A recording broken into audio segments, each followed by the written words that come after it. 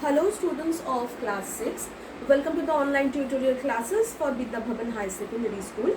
I am Megha ma'am and this video is for class 6 physical science. The chapter that I will continue today is the rock and minerals and this video is part 7.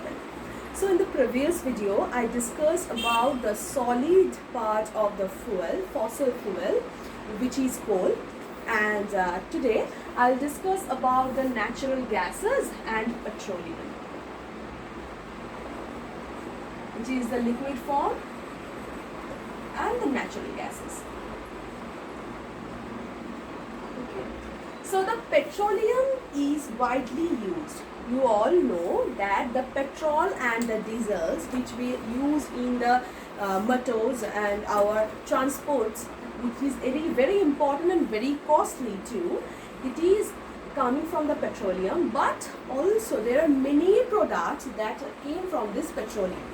Okay, so oil or petroleum has a wide range of uses as fuel, as lubricant and the raw material for a variety of products.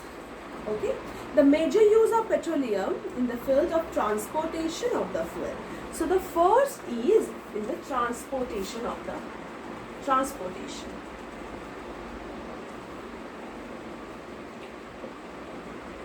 Okay. So petrol and diesel.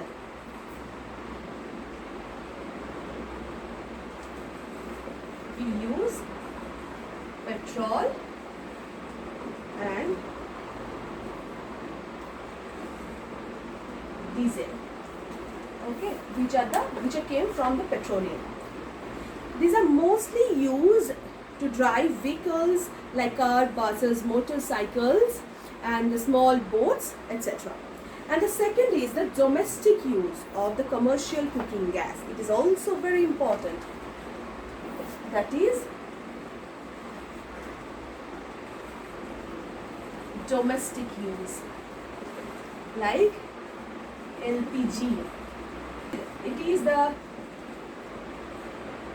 liquefied petroleum gas.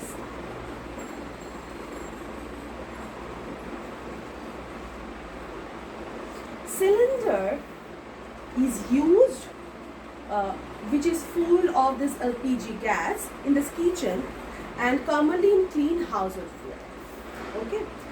Now some more petroleum products like the petroleum or raw oil is a naturally occurring yellow or black liquid which is actually a sticky mixture of various organic compounds, water and soil.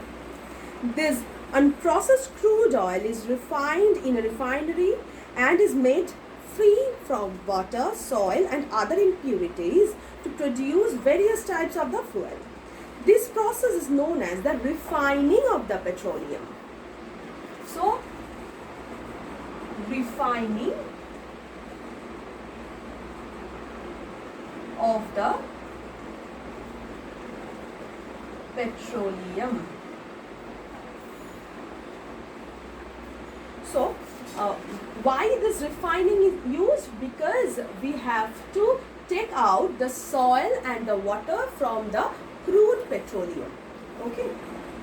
A large number of consumer products like gasoline or petrol, kerosene, asphalt, bitumen and tar, etc. are products from refined petroleum. Gases such as bitumen and propane are also produced. LPG cylinders mainly contain the liquid propane, butane, propylene and butane. Besides this fuel, petroleum has become a raw material of a number of chemical industries like the fertilizers, insecticides and other chemical and agricultural use like the solvent and the detergents and the lubrication oils like paints, and also these things are also made from this petroleum, and also some products of the cosmetic use also produced from this petroleum. Okay, so now the last part, the natural gas. Natural gas usually occurs in the uppermost part of the oil trap. The principal constituents of this natural gas are a mixture of the gaseous hydrocarbons. Of this, methane alone constitutes about 80 to 90%, while the other gases include ethene, propane, butane. In these natural gases, the 80 to 90% are methane.